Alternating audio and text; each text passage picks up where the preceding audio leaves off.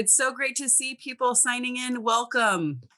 So it's my honor and pleasure to introduce you to Liz Del Rio, who is going to be presenting Mind Over Mood for us today at the CARE TA Center. I have to start off with a disclaimer that the thoughts and opinions that will be shared here today do not represent our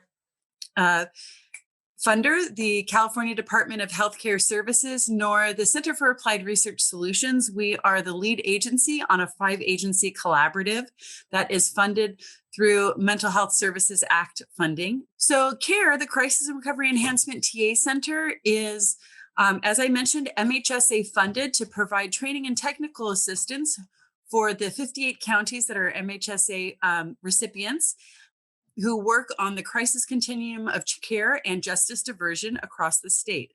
Our trainer today is Ms. Liz Delgadillo. She is a senior clinical mental health social worker at the Veterans Administration Palo Alto Healthcare System in California. She earned her Bachelor's of Arts in Psychology from University of California at Santa Cruz and earned a master's degree in clinical social work from Columbia University in New York, New York. Before joining the Veterans Healthcare System, she worked at Mount Sinai Hospital as a clinician treating rescue and recovery workers from the World Trade Center attacks who experienced PTSD. Her professional interests include grief, trauma, life transitions, working with Latina veterans, women's issues, and implementation of evidence-based treatments, including cognitive processing therapy, motivational interviewing, cognitive behavioral therapy, interpersonal psychotherapy, acceptance and commitment therapy, and seeking safety. And without further ado, it is a pleasure to introduce to you Ms. Delgadillo. Hi, thank you. Thank you, Eliana, for that introduction and for having me here today to talk about cognitive behavioral therapy. So like I said, my name is Liz Delgadillo. I'm a mental health social worker, and I'm excited to be talking about Mind Over Mood. Mind Over Mood is a cognitive behavioral therapy manual. Cognitive therapy has been researched and tested for over 50 years to be able to treat many diagnoses. For the purpose of this presentation, we're going to be focusing on depression and anxiety.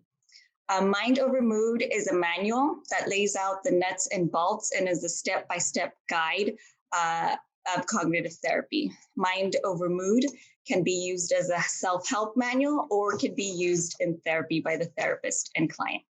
Okay, so do you have experience? Are you familiar with cognitive behavioral therapy? Just wanted to see people's backgrounds and where you guys are coming from. So we have a large amount of people who do have experience with cognitive therapy and another group of people that don't have experience with cognitive therapy. Perfect. I'm happy to have a mix of both. So our objectives for today, we're going to do an overview of Mind Over Mood. We're going to go over the first 10 chapters, 9 to 10 chapters, and then a brief overview of the last 4 to 6 chapters. We're going to talk about different ways to use Mind Over Mood and show how flexible a manual and therapy it could be. And we're also going to talk about strategies for increasing patient compliance in therapy. So like I mentioned, we're going to be talking about depression and anxiety today.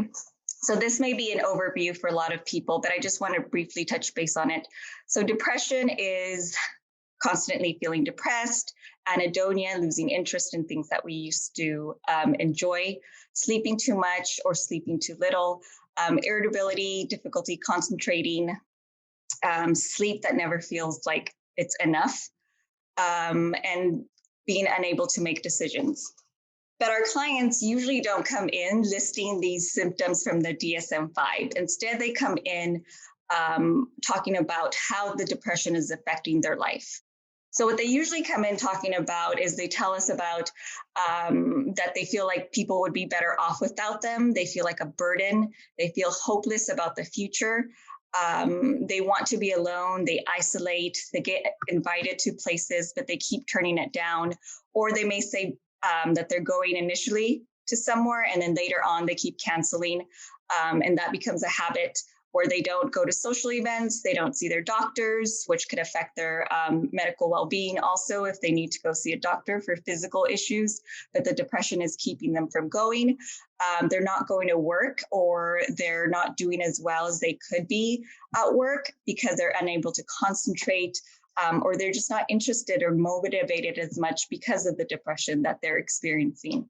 And they may need also constant reassurance because they may be feeling bad about themselves that they are experiencing depression and they're not at the level that they used to be at. And also they may not be interested in having sex. So major depression is a major public health issue here in the United States. A study in 2017 completed by the National Survey on Drug Use and Health found that about 17 million people in the United States in that 1 year experienced major depression disorder. This number represents about 7% of the US population. The prevalence of major depression episode was higher among adult females, 8% compared to males at 5.3%. Adults with major depressive episode was highest among individuals between 18 to 25%, and the prevalence of major depressive episode was highest among adults reporting 2 or more races. So as you can see, major depression is a common diagnosis in the United States, and for some individuals, experiencing depression can result in impairment in functioning. So we're also going to be looking a little bit about anxiety. So the American Psychological Association defines anxiety as an emotion characterized by feelings of tension and worried thoughts. So common forms of anxiety or common diagnoses of anxiety include phobias, panic, PTSD, OCD, and generalized anxiety. Anxiety can be intense, excessive, persistent worry, and fear about everyday situations. Anxiety can be a normal and healthy reaction to stressful situations, but depending on the intensity, the frequency, and duration of the anxiety, it could affect different aspects of a person's life. So again, our clients don't come in talking about and listing the symptoms of anxiety from the DSM-5, but instead they come in talking about how the anxiety is affecting and causing problems in their life. So different ways anxiety manifests. They could come into our office, they come in talking about how they have constant ruminating thoughts about a person or situation that they're upset about. And this could disrupt their ability to fall asleep or their ability to stay asleep. And it could affect their behavior the next day, where because they didn't sleep well, they're having trouble concentrating or they're having work performance issues. Clients may come in talking about how they can't trust other people or they can't trust themselves to make decisions, and discuss how hard it is to make decisions about everyday things or major life decisions. They also may be impatient, they may be restless, fidgety, and having trouble staying still. Anxiety can be an underlying emotion to irritability. Anxious people usually worry that they are not good enough for their partner or are insecure about work or lack confidence. Anxious thoughts usually include an overestimation of danger, along with an underestimation of their ability to cope with stress or perceived threats they anticipate. Anxious thoughts often include what if. If you hear somebody saying what if a lot, it usually means that they're experiencing anxiety. And what if statements usually contain a theme that something terrible is going to happen. So for the data presented here, this is also from the 2017 study that I talked about earlier about depression. And here they included any anxiety disorder, which includes panic disorder, generalized anxiety disorder, agoraphobia, specific phobia, social anxiety disorder, and social phobia, PTSD, and separation anxiety. So an estimated 19.1% of US adults had an anxiety disorder in the past year. The past year in 2017. In 2017, that past year also, the prevalence of anxiety disorder was higher for females, 23%, than for males, which was 14%. An estimated 31% of US adults experience any anxiety disorder sometime in their lives. So those are pretty big high numbers of people experiencing anxiety in the United States. The study also looked at the degree of impairment, which ranged from mild to severe. Impairment was determined by the Sheehan Disability Scale. Among adults with anxiety disorder, an estimated 22, almost 23% had serious impairment, and 33% had moderate impairment. A majority of people with anxiety disorder experienced mild impairment, which was about 43.5%. So treating depression and anxiety can improve not only mood, but decrease hopelessness, suicidal ideation, anger, guilt, and improve occupational functioning, and improve finances, and help with interpersonal relationships. So, but how do we go about doing that, right? People come in, experience anxiety, depression, they have all these issues. So how do we go about helping our clients live meaningful lives and have a quality of life that they're really engaged and are doing well in? And we're going to talk about that for the rest of this training. So mind over mood. There's lots of chapters here, but actually this manual is a really easy and user-friendly layout or manual. And so we're going to focus on the first 9 chapters, and then we're going to review a little bit just into the other chapters. So again, Mind Over Mood is a step-by-step guide to CBT.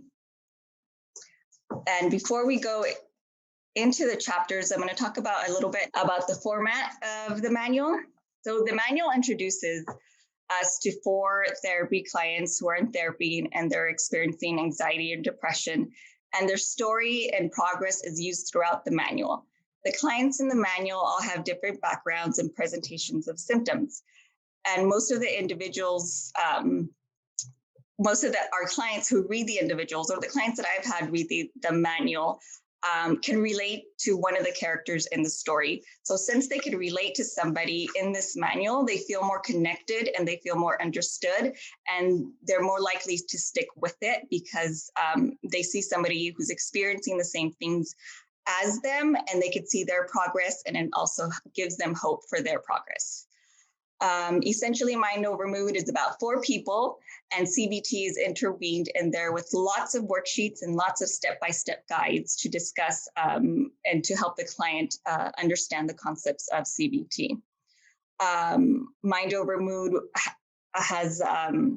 provides guiding questions to help the client identify their automatic thoughts and moods and emotions. Each chapter in Mind Over Mood at the end has helpful hints. So kind of like a summary box of things that they are important in this chapter. And at the end of each chapter, there's a summary of the chapter. Mind Over Mood is user-friendly for the client and the therapist. So I kind of skipped chapter 1 because I really wanted to get to the meat of Mind Over Mood. Chapter 1 is more about teaching what the manual could do for the client and emphasizes practice, patience, and perseverance. But chapter 2, that's where I wanted to start today. So this is a 5-part model to understand life experiences and how these 5 areas manifest and how they affect each other. So most of our clients don't know how to tease out their thoughts or emotions or behaviors. They've never been taught this. So the second chapter really helps the client understand how different areas affect each other, such as environment, thoughts, moods, and behaviors and reactions, and how changing a small part of one can affect the other ones. So I'm going to give you guys an example. Before we go to the example, environment refers to life changes or situations. Thoughts refers to how we understand our problems and affects how we cope. Behaviors are acts that we do or don't do. And physical reactions are just that, physical reactions. So for example, let's say there's a person named Ben, and Ben has an automatic thought. All my friends will die soon because we're getting old. This thought then leads Ben to not calling his friends on the phone, which is the behavior. And as Ben becomes more isolated from his friends, he begins to feel more lonely and sad, which is his mood. His isolation and inactivity, which contributed to sleep problems and tiredness, physical reactions. And since he no longer reached out to his friends, they stopped calling him, which was the environment again. And over time, he became more depressed.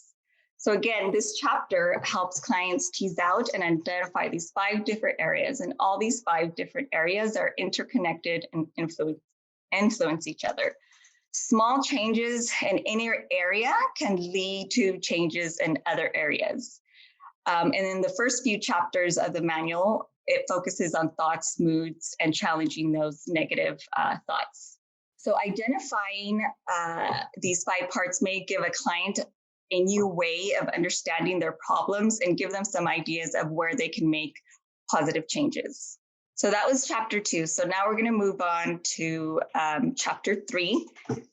It's the thought that counts. So in this chapter, the client will learn that when they want to feel better or improve their relationships or change behavior, that the thoughts are often the first place to start. This chapter describes how learning more about your thoughts can help you in many areas of your life.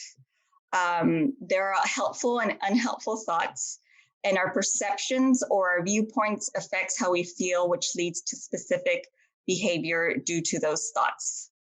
Thoughts are one of the places where we could start looking to see if we can make any changes that can affect our lives. Another way to look at thoughts or automatic thoughts is that those automatic thoughts are the story that we tell ourselves about any given situation. And this is a story or a tape that plays in our mind.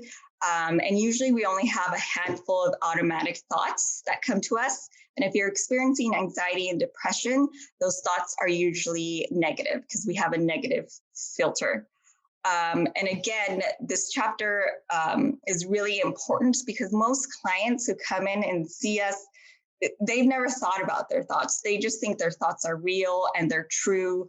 And because of confirmation bias, which means they're just whatever information they get that confirms their automatic thought, that's what they filter in, and they discount all the other information that may discount their automatic thought. But they're so used to having this thought that they constantly have it in different situations, and people who experience depression and anxiety, it usually causes some problems for them. So that's why helping the client understand how thoughts affect our lives is really important.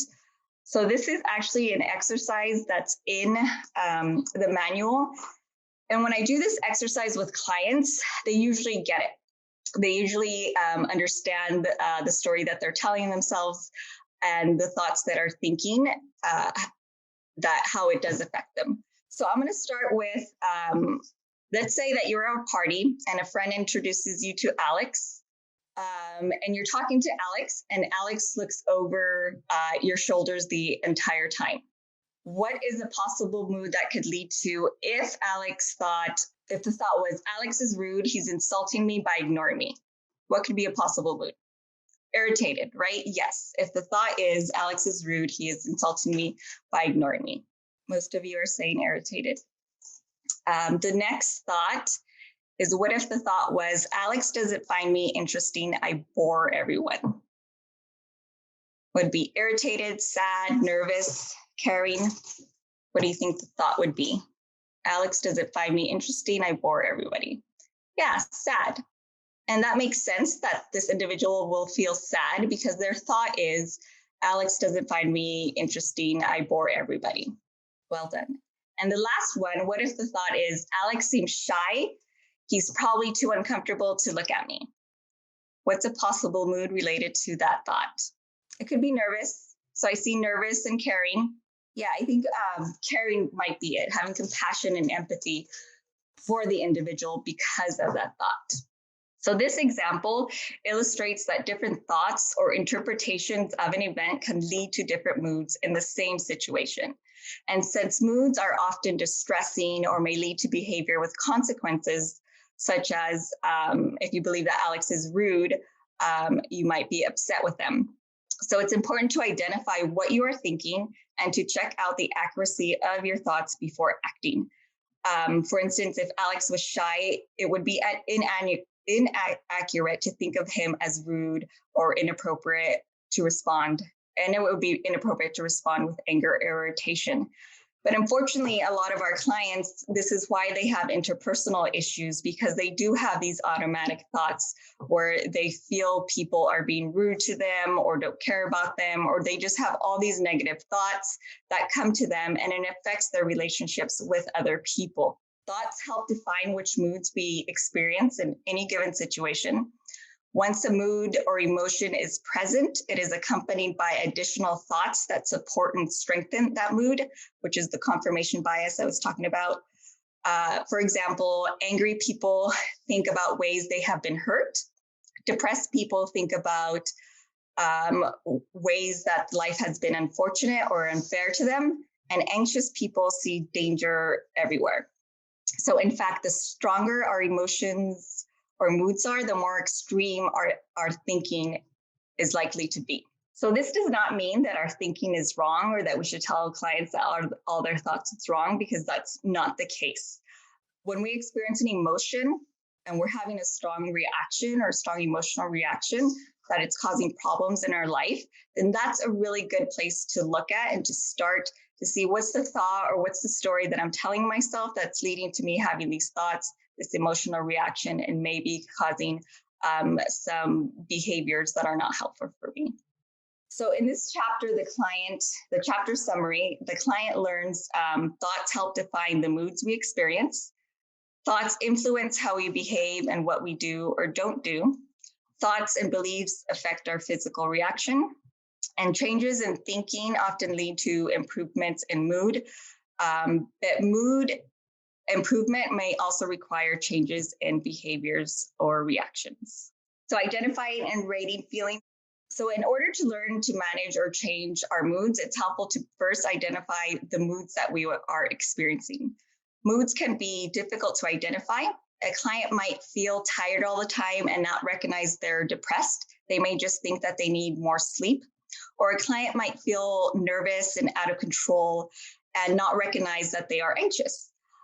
Also with depression and anxiety, anger, shame, and guilt are very common moods that people experience and that are problematic for people. So there's a scale from 0 to 100. So the chapter helps identify and rate moods. Rating moods allows the client to evaluate the strength of the emotion, their progress, and evaluate the effectiveness of the strategies they are learning. And this will make a little bit more sense when we're looking at the thought record, when we're rating moods related to our automatic negative thought. And then afterwards, when we have a more helpful or balanced thought, they rate their mood then, and comparing those numbers could see if the client is making progress among their moods. So they have a worksheet and a scale to help them identify their moods and rate their moods. Strong moods let you know that something important is happening in your life. So it's not something that's necessarily negative or that clients should be feeling bad about if they have strong moods. Moods and emotions are very healthy and they tell us something. But those emotions and moods could be telling us something based on inaccurate thoughts or an inaccurate story that we're telling ourselves. So that's why it's important to identify our moods. Moods can be described in one word: sad, depressed, anxious, scared, lonely, hopeless. It's important to identify the moods you have in a particular situation, because that gives you a lot of information also. And in this chapter, that helps the client identify their moods in a given situation so that they could work through that more in a thought record. And again, rating moods allows the client to evaluate the strength of the emotion, their progress, and evaluate the effectiveness of the strategies that they are learning. So setting personal goals and noticing improvements is chapter 5. I would usually do goal setting in the beginning of treatment, and I'm not sure why they put it here in chapter 5. But like I said, Mind Over Mood is a flexible therapy, and you don't have to go by the chapters. I would probably do this chapter first. So in this chapter, it helps the client identify treatment goals and objectives, which helps serve the purpose of guiding the therapy. Because the more clear you are about what you're doing in therapy each time the client comes in, it just guides the treatment. You get focused, and there's no tangents about the client talking about like their everyday life situations that may not be necessarily related to their treatment goals. And it could also be used, identifying goals could also be used if the client seems resistant. You could go back to the initial reason that they came to therapy and just say, hey, remember you came in because your goal was to improve your relationship with your wife or to improve your performance at work. So it could be used to help motivate clients. Goals help identify what clients want to change. It guides the plans for change and provides guideposts to track progress. Making general goals into small goals, such as SMART goals, which means they're specific, measurable, attainable, relevant, and evidence-based, is more effective than making this big general goal of I want to be happy or I just want to feel better. So this makes the change process easier by providing a step-by-step plan for how we're going to achieve those goals. Prioritizing the goals that they're going to be working on is helpful also. So you know what you're going to be working on first, and then you could go move down the line if they have other goals that they want to work on. If the client is not making progress towards goals, consider breaking the goals into even smaller goals. For example, I had a client that I was doing mind over mood with, and she was experiencing depression and not taking showers. She was taking showers like once every 2 weeks. So her baseline before that was taking showers daily. So initially that was her goal, to take showers daily. So we set that up, and the next week it didn't happen. She just felt it was too overwhelming, didn't have the energy, and she just felt like it was so much that she couldn't do it, that she didn't end up doing it. So then we moved it to taking a shower every two to 3 days. And that was much more helpful. That was actually something that she was able to maintain and didn't feel so guilty that it was this huge, overwhelming goal that she couldn't meet. This chapter also helps the client understand that the more they use the skills, the more they're going to benefit from the skills that they learned. So the way I present it is I give the exercise metaphor. So I ask the client, when I'm talking about homework or introducing homework to them, or why it's important to do the worksheets every day, I talk about what happens if you have a trainer and you're going to the gym and you have a trainer who trains you and works you really hard for an hour. And your goal is to gain muscles or lose weight or look more trim, but you decide to only go to that trainer for once a week. Are you going to lose weight? Are you going to get more muscles? No, right? You have to go see the trainer, and then you have to go to exercise more and go back to the gym a few times more. So it's the same with therapy. It's not just about seeing me for that hour, because life happens outside the therapy sessions, right? So it's about using the skills and the worksheets for everyday situations and keeping that consistently. And the more consistent you are, the more likely you are to have these skills become automatic. So when I use that exercise metaphor, most clients get it. They get why they need to be doing the homework assignments and reading the chapters. What I also like about this chapter is that it has a worksheet on advantages and disadvantages of reaching out and not reaching their goals. I think you guys have this as a handout also. So what it does is it looks like, well, if I do reach my goals, what are the advantages of that? And if I don't reach my goals, what are the disadvantages of that? So it's kind of like they're doing motivational interviewing to themselves when they're doing this worksheet. And I think it's really helpful to lay this out so they could see what progress they could make. They could write about and think more about why they're doing this, what are the goals that they want to reach, and what are the benefits of that. And if I don't reach these goals, and if I don't do this, what are the consequences of that? And that's how is that going to affect my life? And so this is just a really nice exercise of helping clients see the bigger picture of their life situation and how they could benefit from this. And it's also used as a motivator if later on in treatment they feel like they don't want to come, or they're experiencing some avoidance, which avoidance in therapy is common. I go back to this and look at this and see, okay, a few sessions ago, we talked about pros and cons of doing therapy and reaching your goals. Let's look at that and see if that could be helpful right now, and see where you are at in reaching those goals and see where we could go from there. Oh, and there's also a worksheet on identifying signs of improvement, which I think you have that also. It's just this checklist, which I think is helpful because they're not these major overwhelming goals. They're just, they include sleeping better. It's a list of, it's a checklist. I think you guys could see this. And it includes smile often, get my work done, feel more relaxed, talk with people, lose my temper less, or handle disagreements. So again, clients usually don't think about life in this way. So this is a really nice way to give a clear description of how to notice if they're making improvements and how to know when you're making improvements.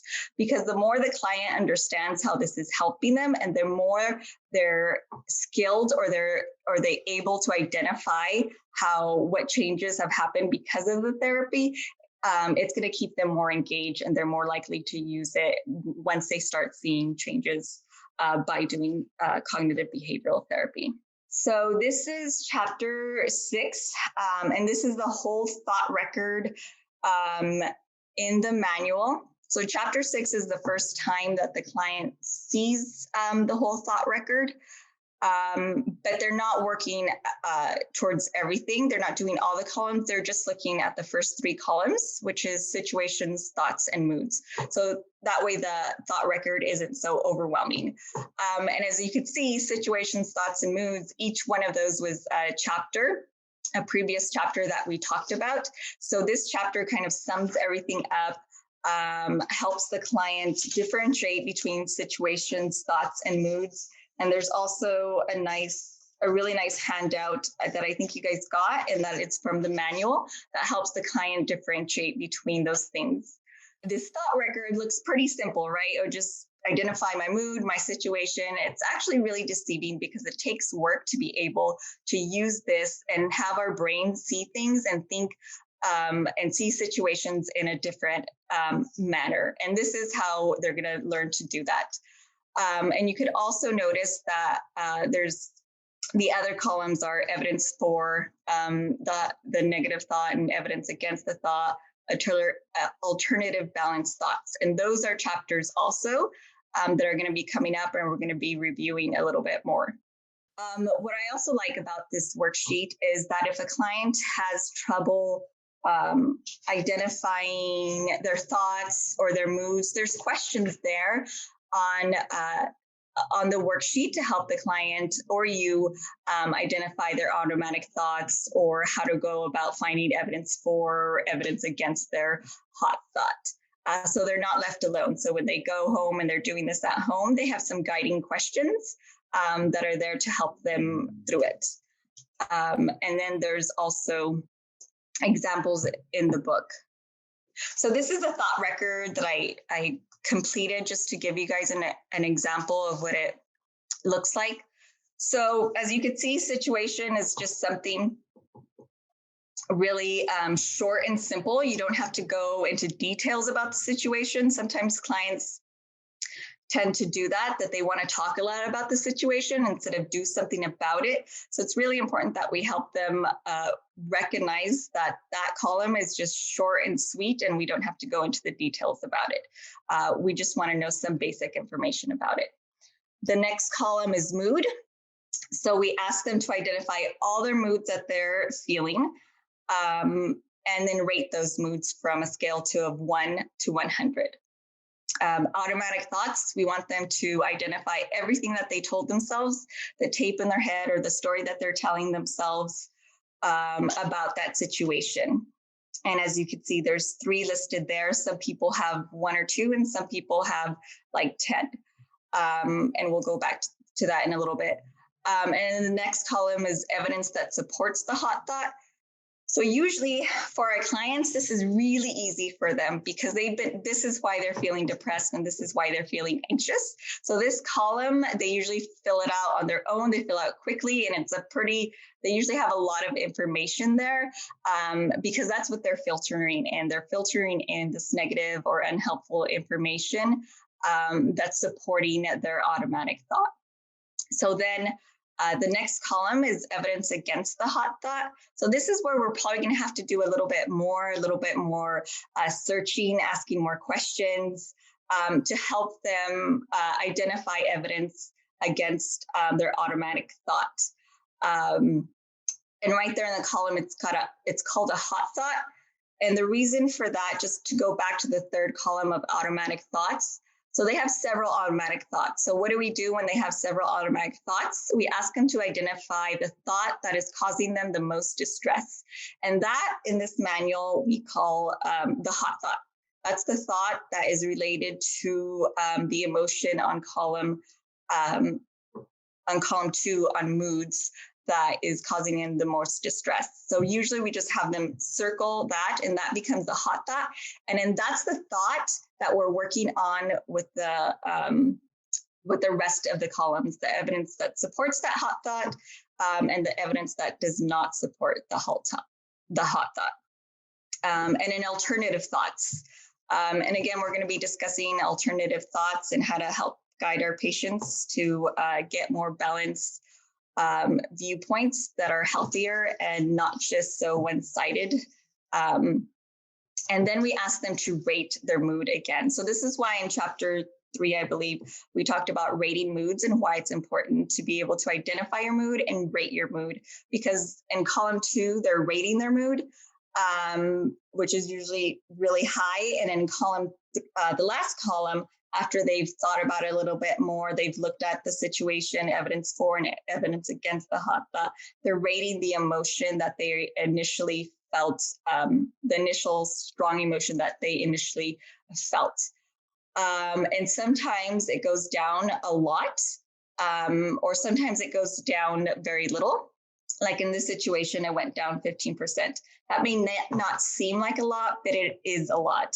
Any movement in the right direction where they're seeing things a little bit differently, even if they're struggling with it, but they're trying to come up with balanced thoughts, or any changes in their mood, even if it's 1%, you want to really validate that and just reinforce that this is exactly what it should be doing. That it doesn't mean when you do this thought record that your emotions are going to immediately go down.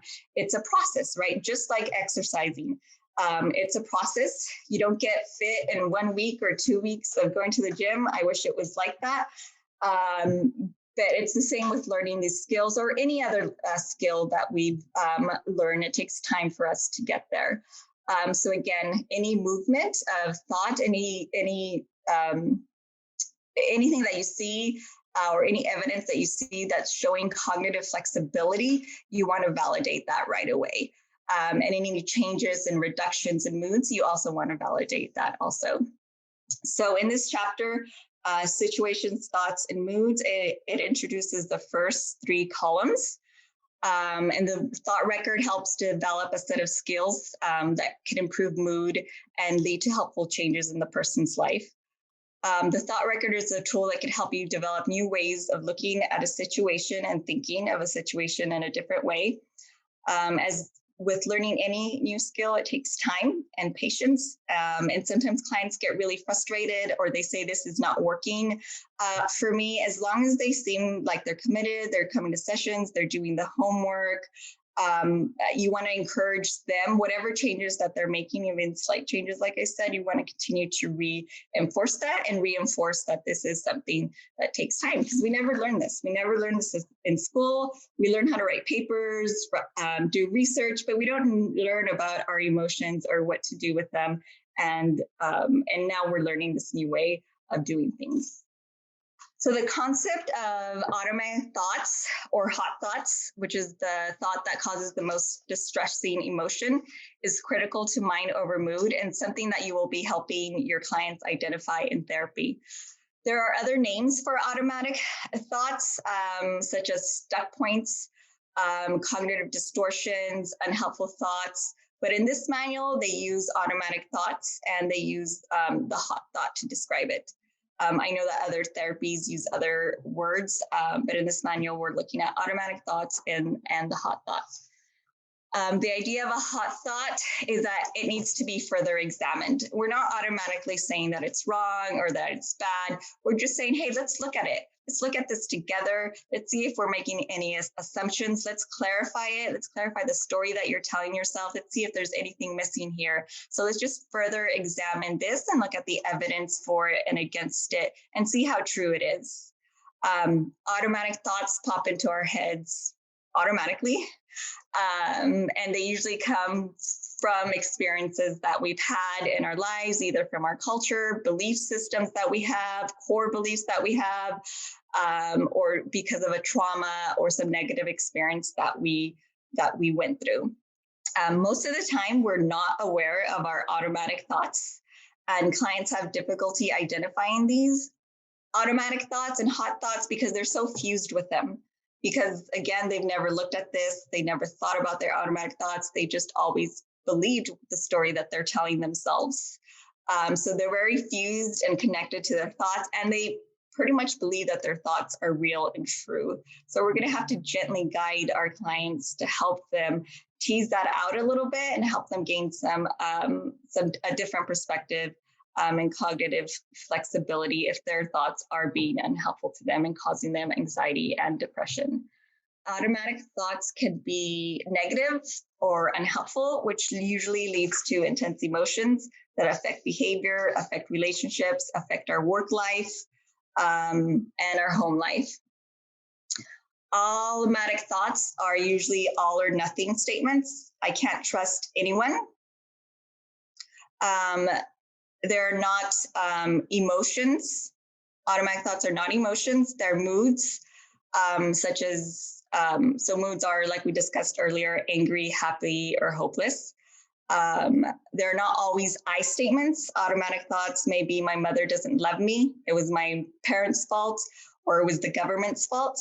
They can be if-then statements.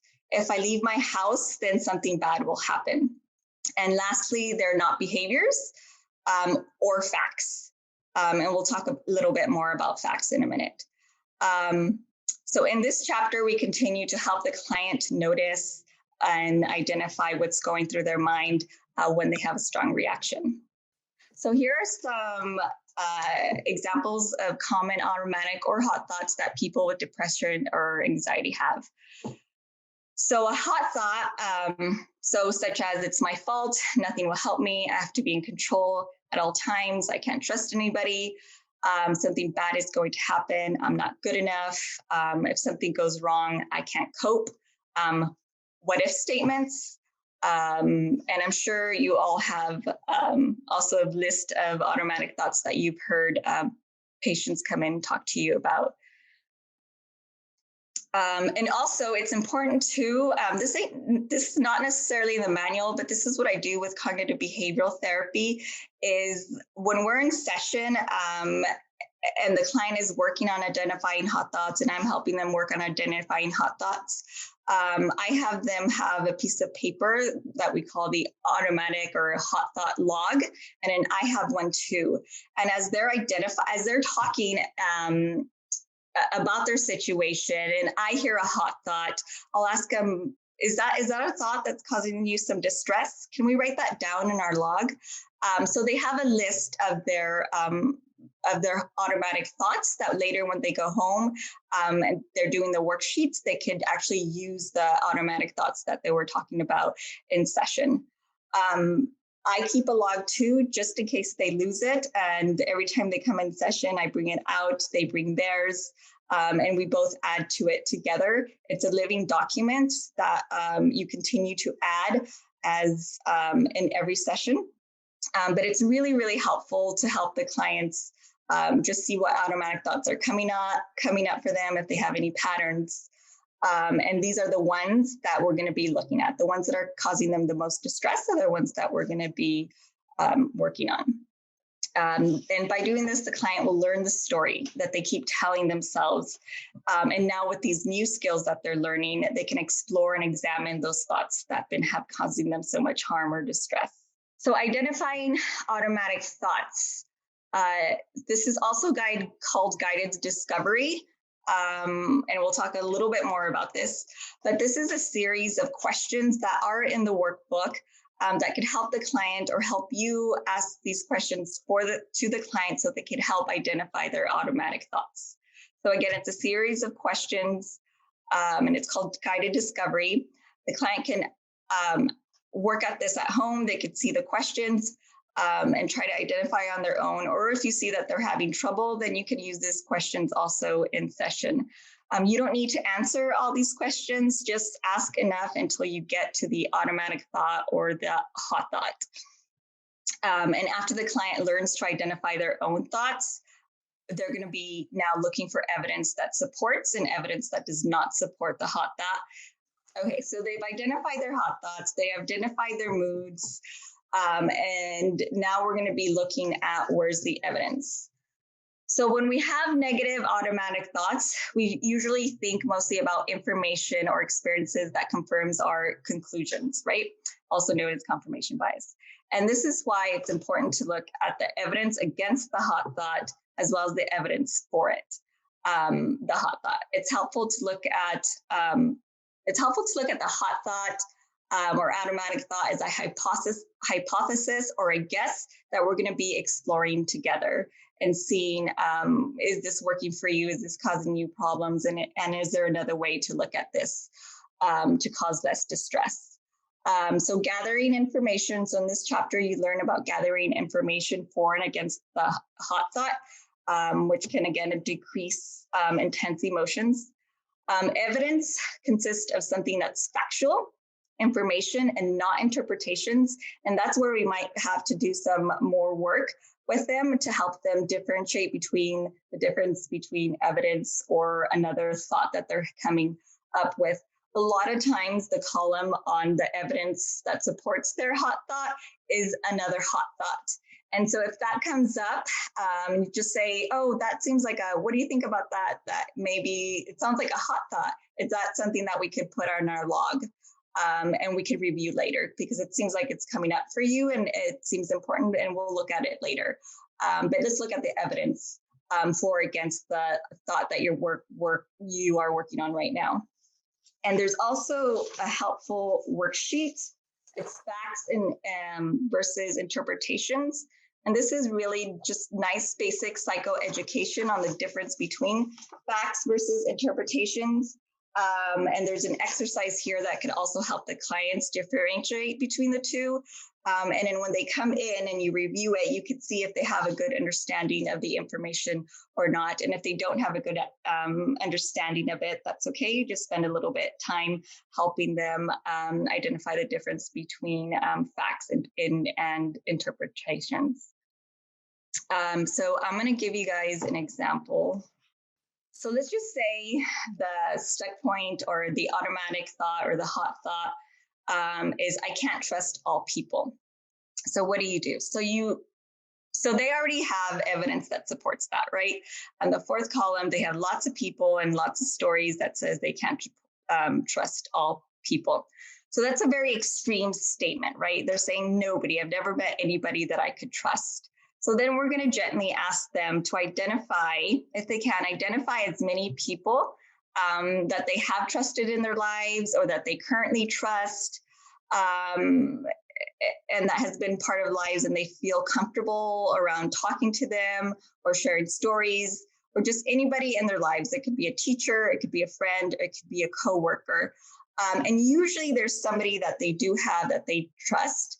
And so they can put that as evidence against the hot thought. And even if it's one person that they have that they can trust, and there's a list of people who they don't trust, that's okay, because they had never even thought about that one person. And by you asking these questions, they were able to at least identify one person that they don't trust, which is evidence against their hot thought and gives some cognitive flexibility to their automatic or hot thought that they're experiencing.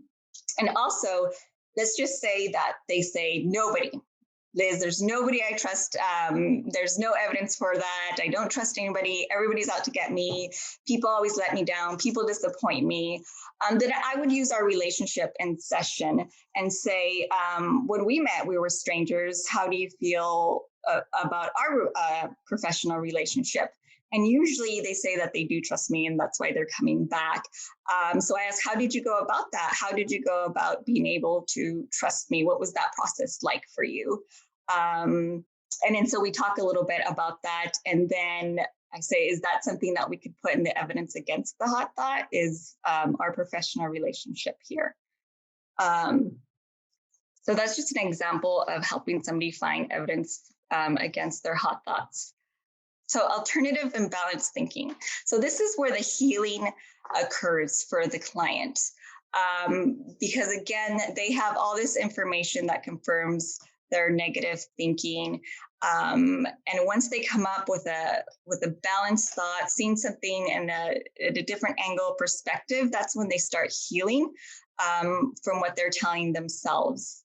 And it's pretty profound when you see somebody, who's constantly criticizing themselves or the world or other people, and they come to this point through therapy sessions and through the worksheets where they're coming up with something different and their emotions are distressing. It's actually really powerful to go through that and see that in a person improve their life by doing these thought records.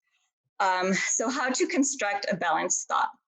So it helps to write down one sentence that summarizes everything in column 4, which is the evidence for the hot thought, and a second sentence that summarizes everything in column 5, which is evidence against the hot thought. Then, if appropriate, you connect the two sentences with one word, and. So for example, for a more balanced thought for somebody who originally concludes I'm a bad parent, might be I've made some mistakes as a bad parent and I've done some good things too. So there they just connected those two columns. Some people may have difficulty connecting or coming up with a new alternative thought. So if they do, that's okay. They just combine the two columns with an and. And this statement takes into account all of the person's experiences, because we're not minimizing that they've made mistakes, because that may feel really invalidating for them if we minimize or just ignore that part of them, that the experiences they had. So this balanced thought takes everything to account, and I think it's validating because you are taking into account the experiences that they're had, and then you're helping them, look at things in a different way. And then they rate their belief. So after they come up with a balanced thought, then they rate how much they believe that thought, and then they rate their mood and see if there has been changes in their mood. So essentially in this chapter, the balanced thinking column combines the evidence from column 4 and 5, which is evidence for and against the hot thought or automatic thought. Balanced thinking is not positive thinking. Instead, it reflects a new way of thinking or seeing about the situation based on all the available information that you both have been looking up for. So let's say you've done a thought record and there's no shift in mood. They were 100% angry and now they're still 100% angry. So what do? So one of the things that you wanted to do is make sure that you're matching the correct hot thought with the mood. So they may have listed like 5 different moods and 5 different automatic thoughts, and you identified one hot thought. So you want to make sure that the hot thought that is causing most distress is actually the mood that they're working on the worksheet. And that may, and if they're not doing that, that might indicate why the mood didn't change, right? So if a mother says, "Oh, I'm a bad parent," and she's working, and the thought and the mood is angry, and at the end she's still angry, even though she come up with a balanced thought, the appropriate emotion might have been sad. And so that's why the anger didn't go down, because there was a mismatch between thought and mood. And also, if there's no changes in mood, is there another thought that is causing more distress that we didn't identify? So maybe the thought that you're working on wasn't the hot thought, and that there's something else that's causing them distress. So if you don't see changes in mood, then you could go back and look at to see if there's any other thoughts that are causing them distress. Or maybe there's multiple thoughts that maybe have the same theme, and that you need to look at, and it's not just one thought. And also, did they, if you don't see any mood changes, look at the column 5, evidence against the hot thought. Did they include all the evidence against the hot thought? Again, this is usually where the client has difficulty looking for that evidence, and this is where we come in and we help and guide them by asking questions of evidence against their hot thought. So that's the column that I spend the most time on, between the 2 columns, for and against the hot thought, because like I said, column 4, they've got that down. They could easily fill that out. So when we're looking for evidence against, I keep asking what else? What other evidence is there? And I just keep going there and asking them what else there is, until there's until they say, okay, there's nothing else. And also, if I think that they're missing something, I just ask for permission. Is it okay if I add something? I heard you say something earlier today, or heard you say something last week that I think might be appropriate. And you could let them know whatever you think it is, the evidence against the hot thought.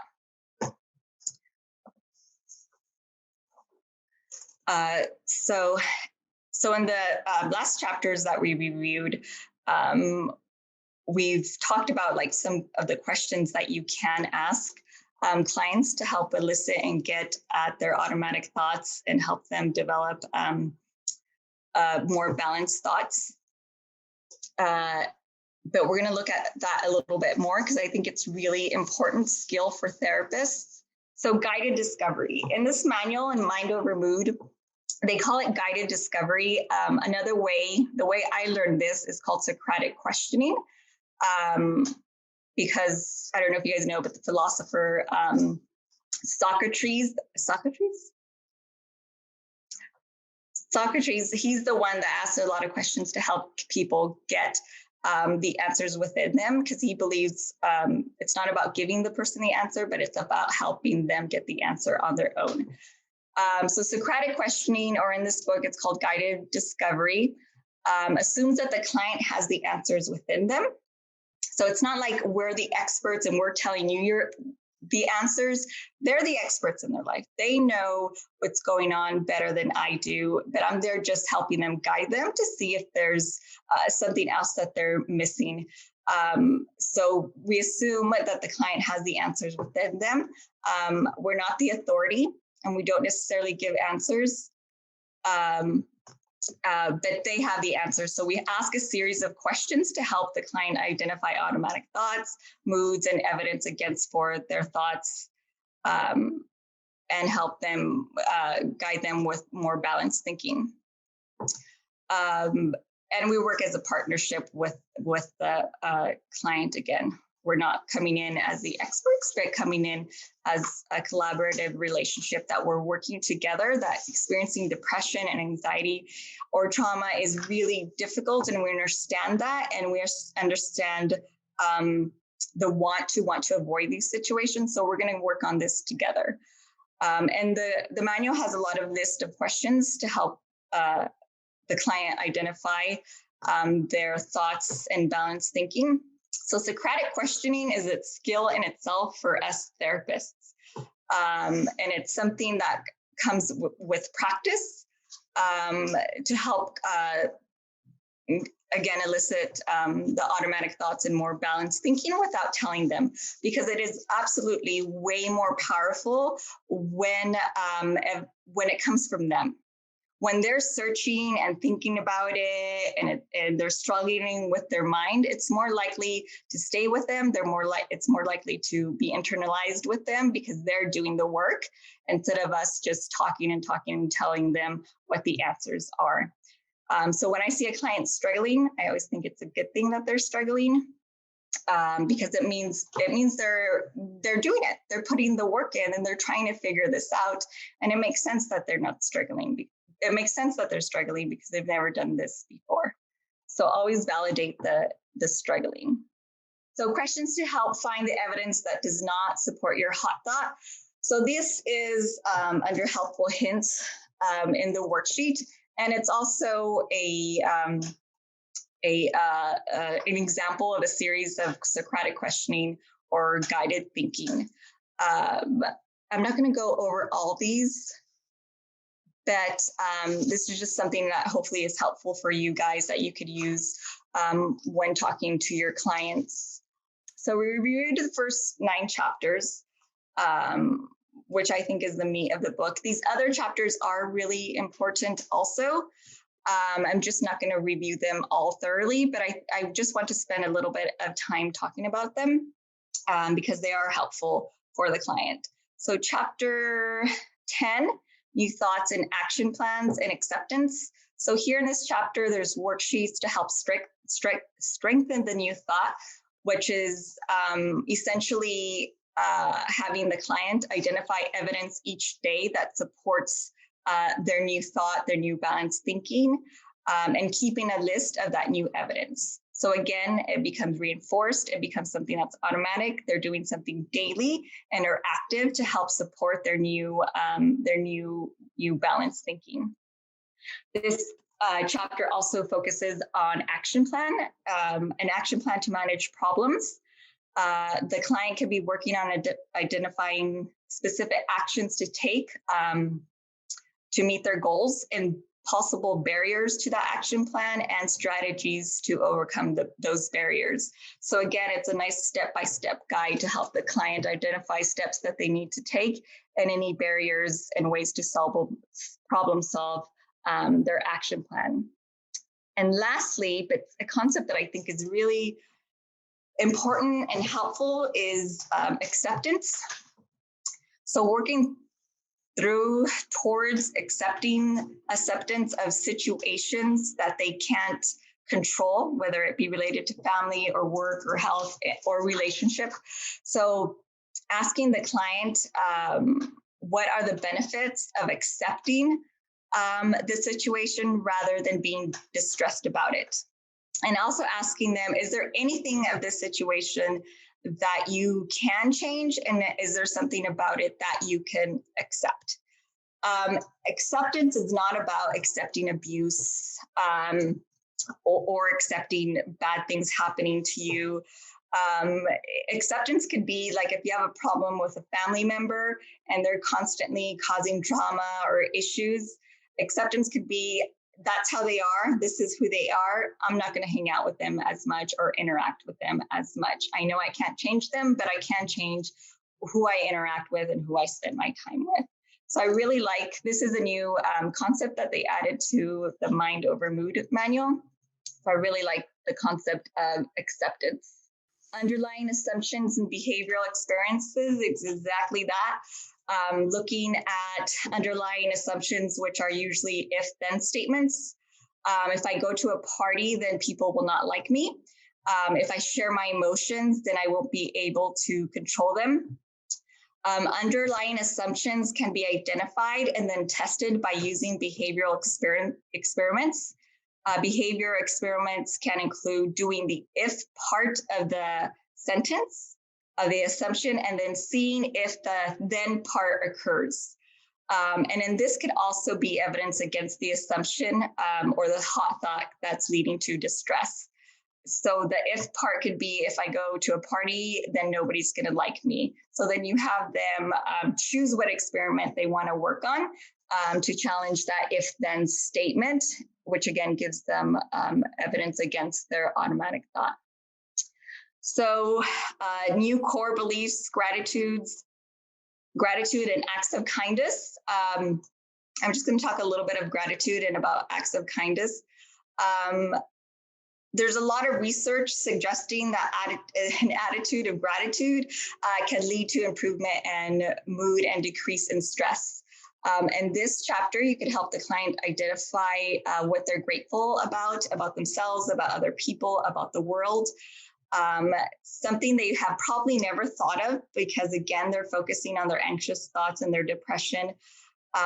So this exercise could give evidence against a hot thought where everything bad happens to me if you have them practice gratitude. And it could be simple as starting just identifying one thing that they're grateful for or that they like.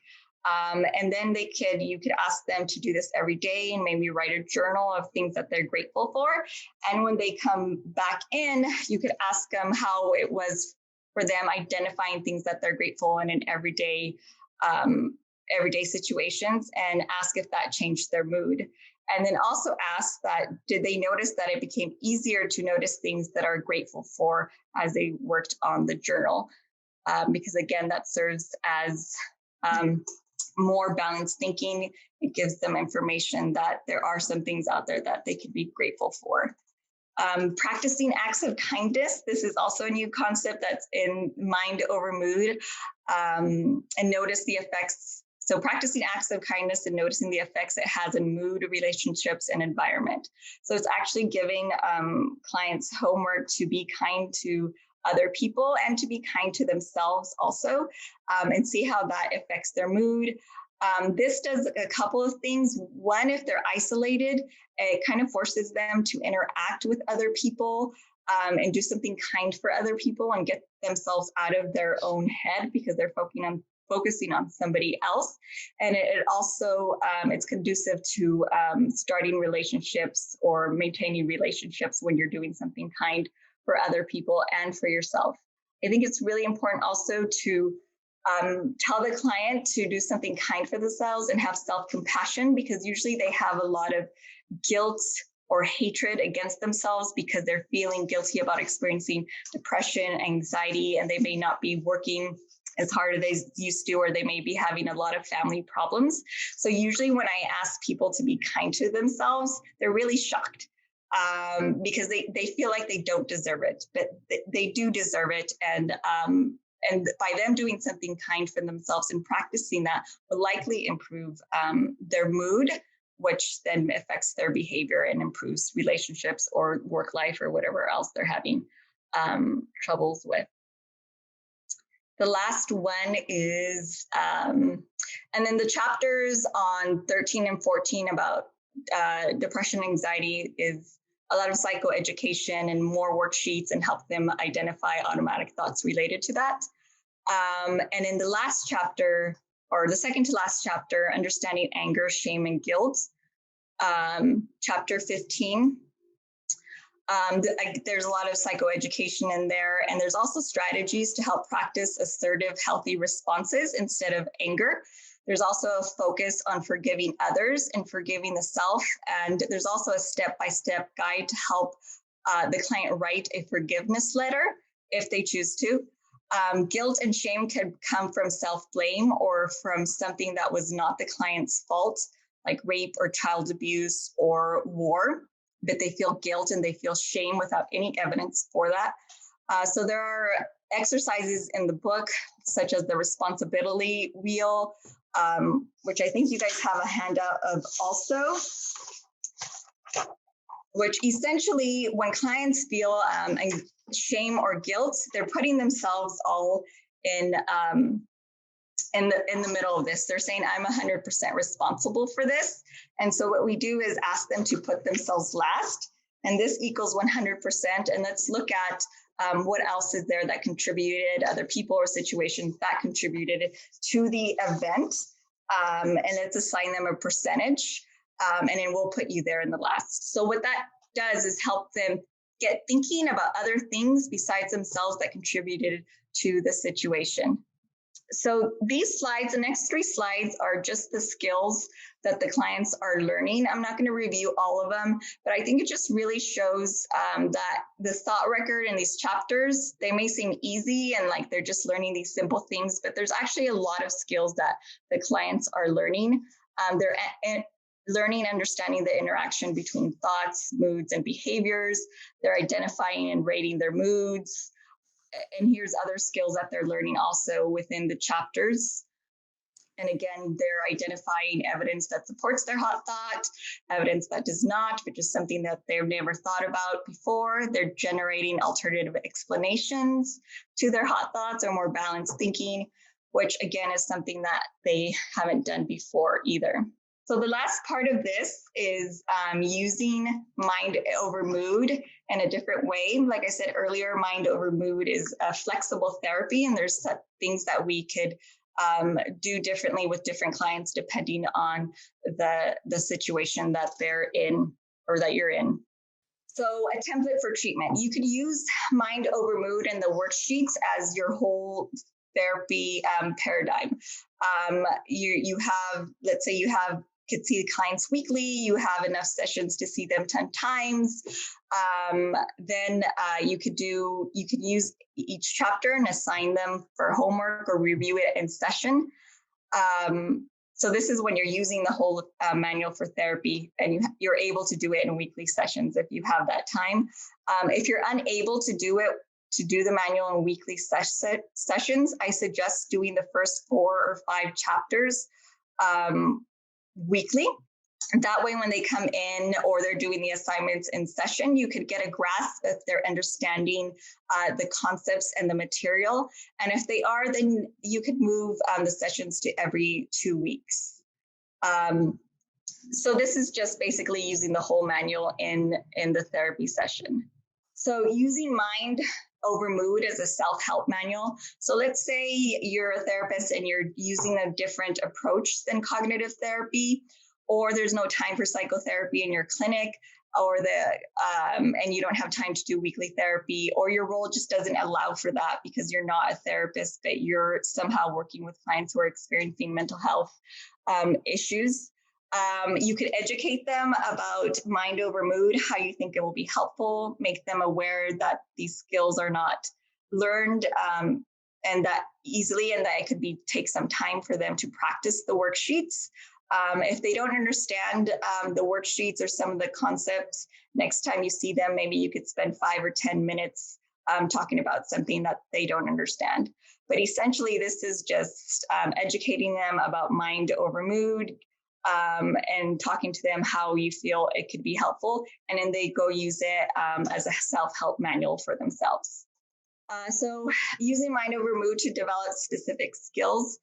So if you're doing couples treatment and you identify that one of the partners is experiencing anger, but you don't have time to do CBT with them, but you feel like they would benefit from them, then you could assign them the chapters on situations, thoughts, and moods, automatic thoughts, where's the evidence, balanced thinking, and chapter on anger. So that's essentially 5 chapters that you want them to go review and see if it's helpful. You don't have to assign rating and identifying moods because you have already identified that they're experiencing anger, and that's the emotion that you want them to work on. So you just assign a few chapters. If the client has a basic understanding of CBT and they just need a refresher, then you just assign the chapters that you feel would be beneficial.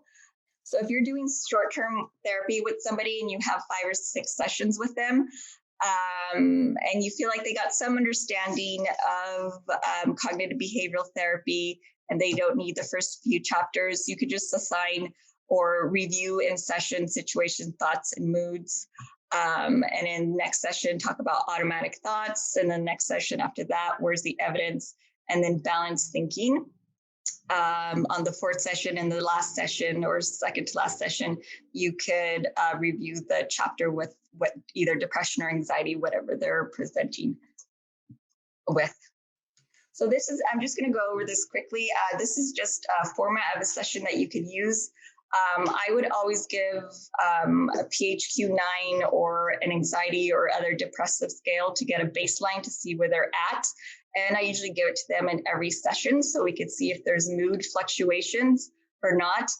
If the scores go up, I will ask about triggers to see if there's anything that made their scores go down. If the scores go up, but then if their scores go down, I ask about what went well that week that your scores are going down. So to make the connection between symptoms and mood improvement or behavior improvement.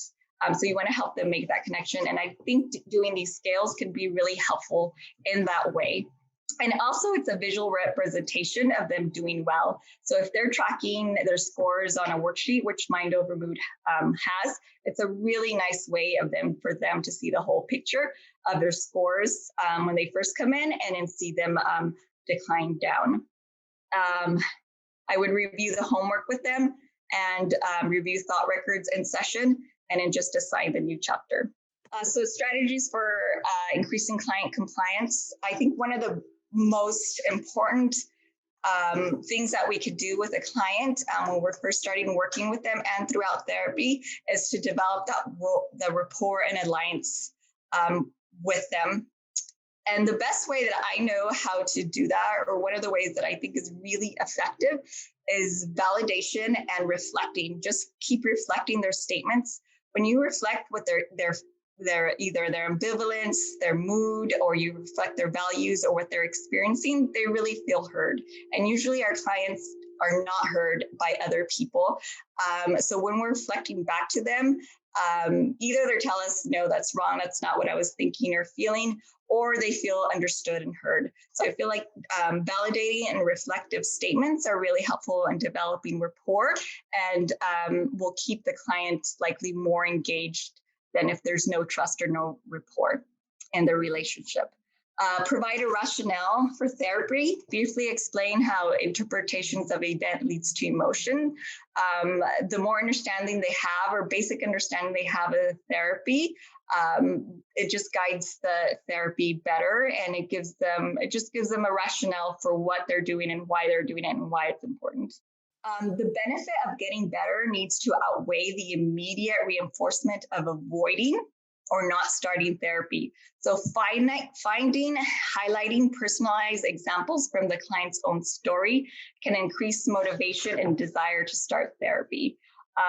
Also, this could come from when you discuss and identify their goals that they're looking for. You could use that as motivation, because most clients don't want to talk about their feelings. They want to avoid. And avoiding is short-term reinforcement, but avoiding our thoughts and emotions, that's what maintains our symptoms, either a PTSD or depression or anxiety, because we keep avoiding dealing with it. So again, finding that motivation, the reason that they came and started therapy, and making sure that's always, or not always, but if they do show some resistance, that you could go back to that. So that's why doing an assessment about what's going on in their life is so important prior to starting therapy. The next part is making assignments small. Some clients have multiple jobs, they have families that they need to attend to, and they may not have time for these worksheets. Some of the chapters are long, some of them are short. So you can let the client know that they could spend 15 minutes a day on it. Or they can read the whole chapter at once, which is preferred. But if they can't do that, they can spend 15 minutes each day on the chapter instead of reading it all at once. Assign tasks according to skill level. If a client has no experience with CBT or has difficulty understanding CBT concepts, don't assign them the thoughts on automatic. Don't assign the chapter on automatic thoughts before the chapter on thoughts. It's the thought that counts if they don't have any understanding this.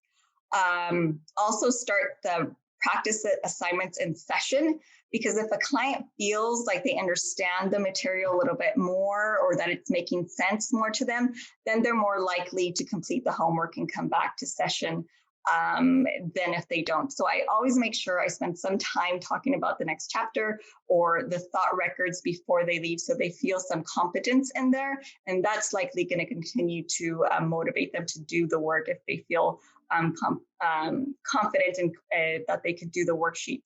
And if they come back and they don't understand it, that's okay. I just validate it and say, that's what I'm here for. We're working on this together.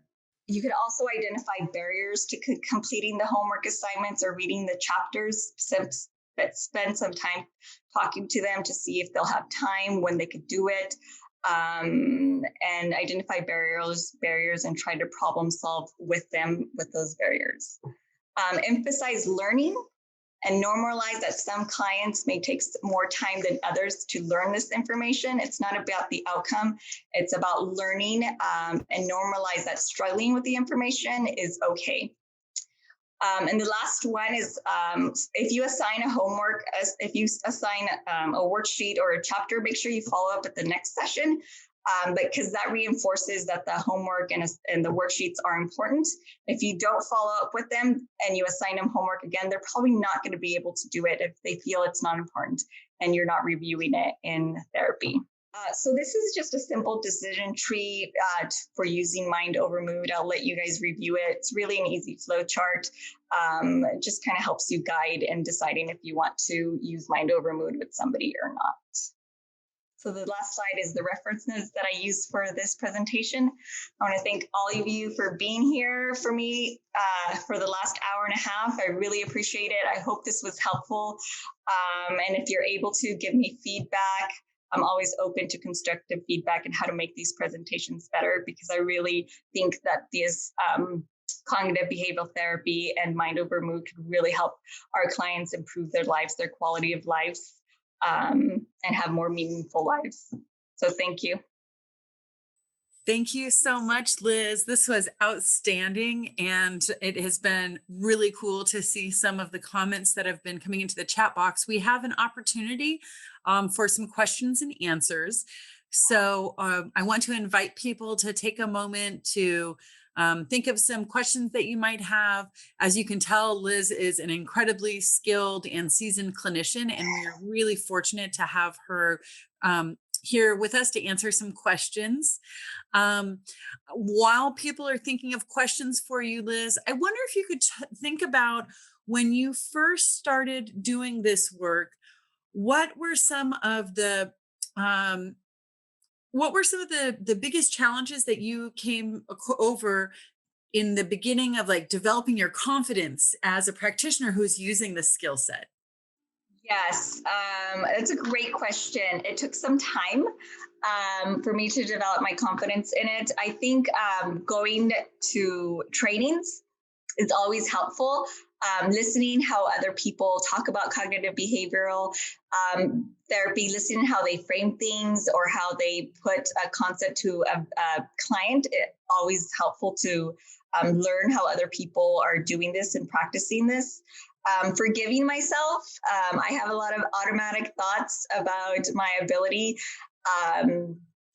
Forgiving myself if I make mistakes, forgiving myself if I don't get it right, or if I screw something up, which really, you can't really screw something up. You're there to help people, right? So if you don't get a concept right, it's okay. The book could help you understand the concepts better. And just being there with a client, just listening and validating them, I think are just things that we need to do and continue just to learn about cognitive behavioral therapy and just do it. The best advice is just do it. And it'll come to you because you're there, because almost everybody here, right, went into this profession to help people. So that I think that's the most important thing, that you care and you really want to be there for somebody. I really appreciate how you not only normalized that thought processes can be challenging for clients, but also for ourselves, and having kind of like that grace and kindness in the ways that we not only engage our clients, but our own thoughts.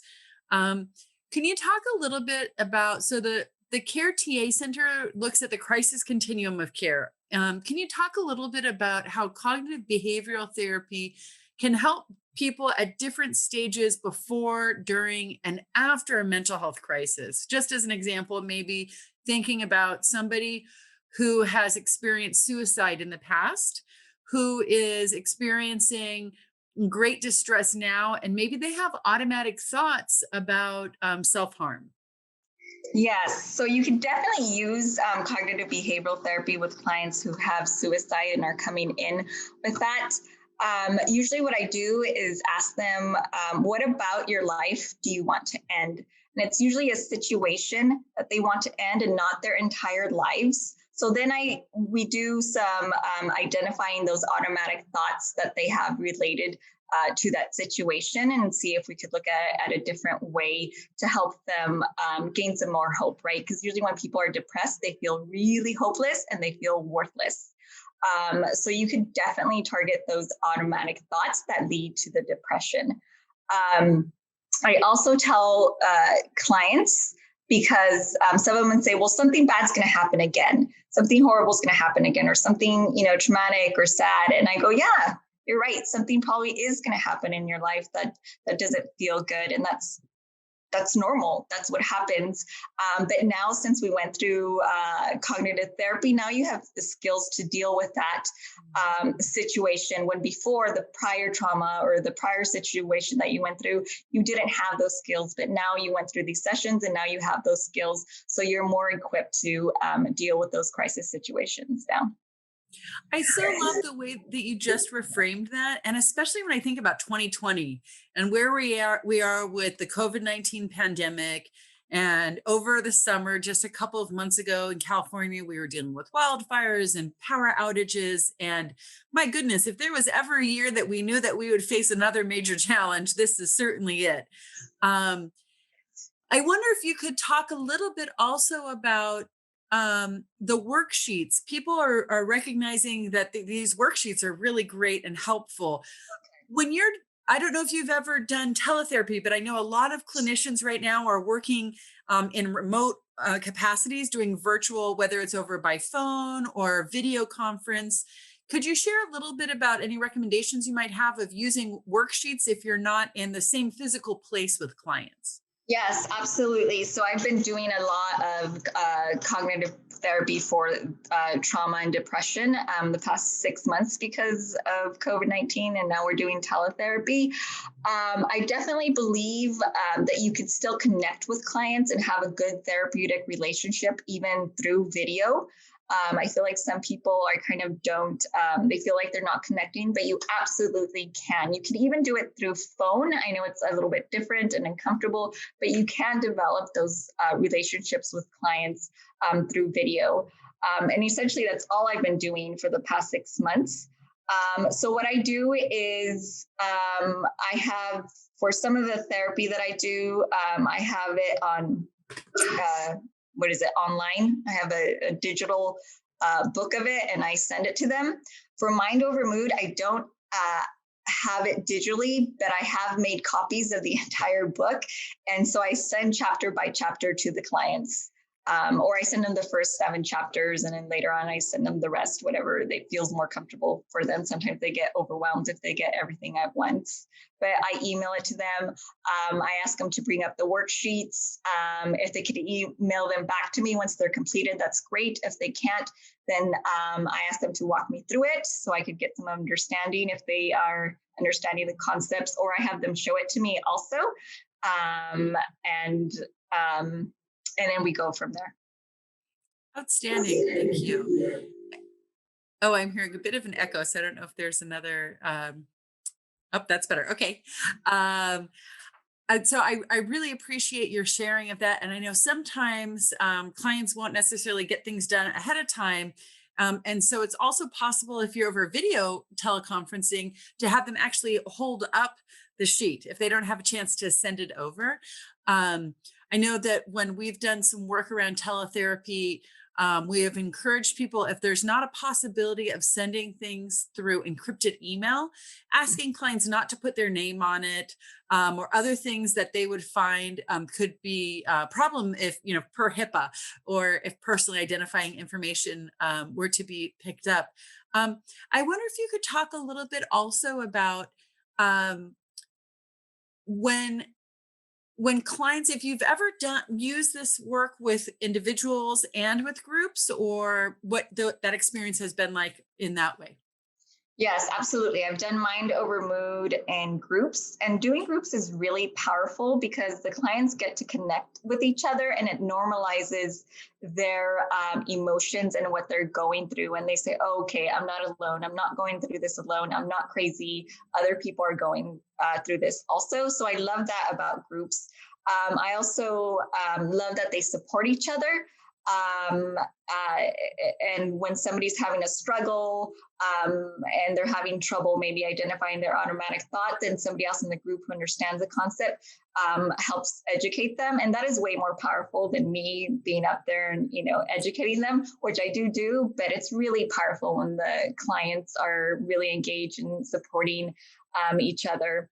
I also, for clients who want to, we give a list of with phone numbers, and the clients could put it on there and we could send it out so they could remind each other to do the homework or that the group's coming up. And it's just another great way to decrease social isolation is by coming to this group and then having these phone numbers and calling each other up. I really appreciate you sharing that, and especially the social aspect of it right now. I know a lot of people are really feeling isolated as having to shelter in place. Um, I guess my final question to you is around, we know this is an evidence-based practice, meaning that it's been studied and it's been found effective with many populations. And there's some really great outcomes, both for clients and it sounds like also for clinicians who can see the benefit of the work that they're doing. I, I wonder if you could talk about what is the hardest part of doing CBT? The hardest part of doing CBT, I think, is the evidence against their hot thought because they're so infused with it and they have held whatever that automatic negative thought is, they've had it for a long time, right? For veterans, it could be 20 years or 30 years of guilt. Or for somebody who started experiencing depression recently, they've had that thought and they thought about it every single day, right? So the evidence against that thought, I think it takes some time to get to there and in helping them find that balanced thought. And that's why I think Socratic questioning is so important. I really love Socratic questioning. I could do a whole presentation on it myself because I think that's where we could get creative and help our clients work through their issues. Cognitive therapy is about wrapping our minds around how somebody thinks, right? And once we're able to do that, or we're doing that through the Socratic questioning, then we really can see changes. It is so exciting to think about creative ways of handling these kinds of what might seem like really entrenched and intractable thought processes, especially when it's been happening for decades. People want to have change in their lives, but also have this sense that it won't ever change. So to be able to be there with them and walk in that is really, really special. That's an understatement, really. Yes, I agree with that too. And then one more thing to add to that, any cognitive flexibility, if they say this should have happened and they go from shoulda to I wish it would have happened, that change, even though it seems slight, is a major shift in their thinking. So any change in their cognitive flexibility, keep reinforcing, keep reinforcing.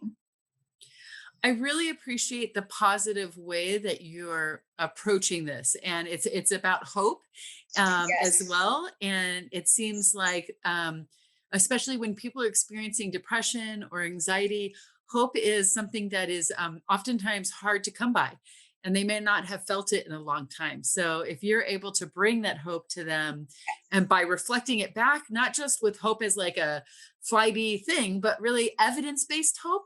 Look at this change in the thought that you've just had. That can really move mountains for people. Really appreciate everyone giving us feedback on this session. It helps us to plan future sessions. And we do welcome everyone to go to our website. And you're welcome to look around our resource library, to submit a training and technical assistance request, to complete our needs assessment. The next upcoming Learning opportunities, we have Seeking Safety coming in December, December 9th, and then also a skills training around suicide prevention safety planning on December 11th. And finally, self-help and the 2020 holidays, managing stress during the winter season in pandemic times on December 18th. And really want to thank Liz for this outstanding presentation today, and to thank all of you for joining in here.